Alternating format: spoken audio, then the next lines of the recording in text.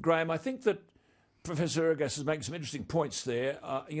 The notion that we're not as old a society as others, and this business about social distancing, we're just such a big country and people are living further apart, even in residential accommodation in the suburbs. So there are a lot of factors in our favour. High levels of vaccination, I think, make it less likely that it's going to overtake us. But the restrictions, the social distancing is important, isn't it? It's very important. If we can all maintain it, and I don't see why we can't for some time yet, then I think we'll get through this. I'm not a panic merchant on it. I don't think we need to panic. We just need to be sensible.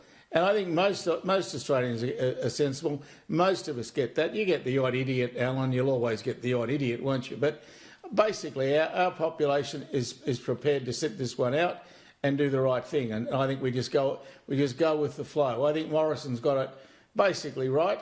A little wobbly at the start, but he's come good. I think the government's going about its business the way it should. So I don't think Australians have got too much to be alarmed about. No, look, that's a very good point you make about Morrison, because in his press conference yesterday he talked about Australia making, quote, significant progress. He said, for now and the weeks ahead, the lesson is simple. We must continue to do what we're doing. He said there's still quite a journey ahead. The Commonwealth Chief Medical Officer, Professor Brendan Murphy, has warned this. He said, quote, if we in any way lose that rigour that the Australian community has embraced, particularly over Easter, it could come undone. Now, we've seen, he said, what the virus can do on a cruise ship. It can spread to 30, 50, several hundred people very quickly. He said we've got to be maintaining vigilance and all of those practices that we've embraced in recent weeks. But just remember, serious though this is, as I say, over 95% of the cases are mild. We are a bit alarmist saying there's another case. Look, those at risk, and the figures demonstrate this, those at risk in general terms are the elderly.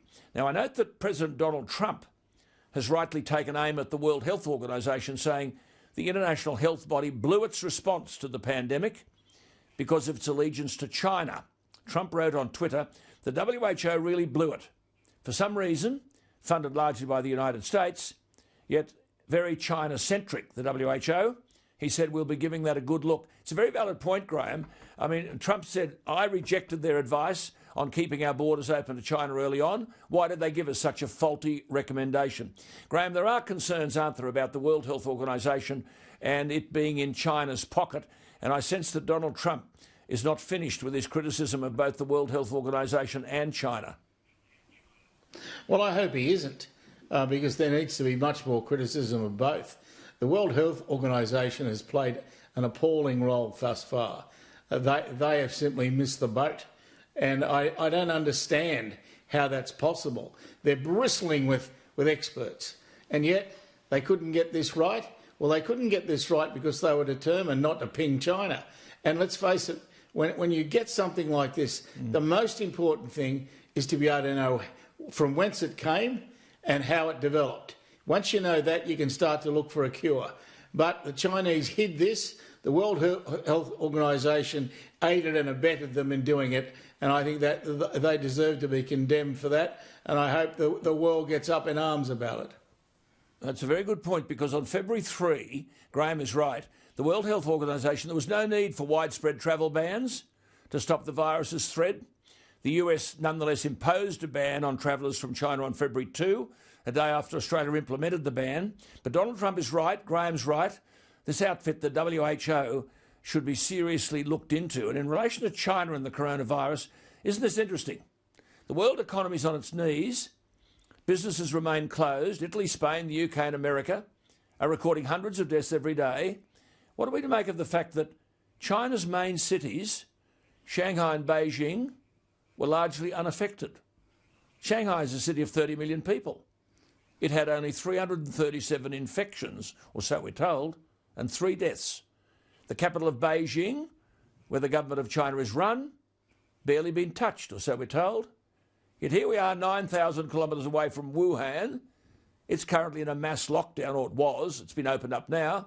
Large parts of China unaffected. Graham, strange to say the least. Well, when you get totalitarian regimes, you get secrecy and you get untruths.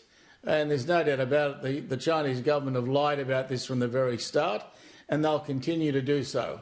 They cannot afford the public over there to realise how badly they've handled it. This has been botched, totally and utterly botched from the beginning.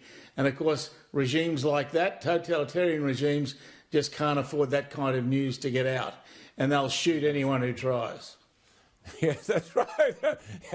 Well done, Graham. I note the US Secretary of State Mike Pompeo has called for every country to share its data on COVID-19, following this scepticism that we've just talked about, that China has concealed its true toll from the rest of the world. But he didn't just single out China by name, but it's a reasonable call. How can we be expected to understand the virus if we aren't accurately tracking it? So there we are.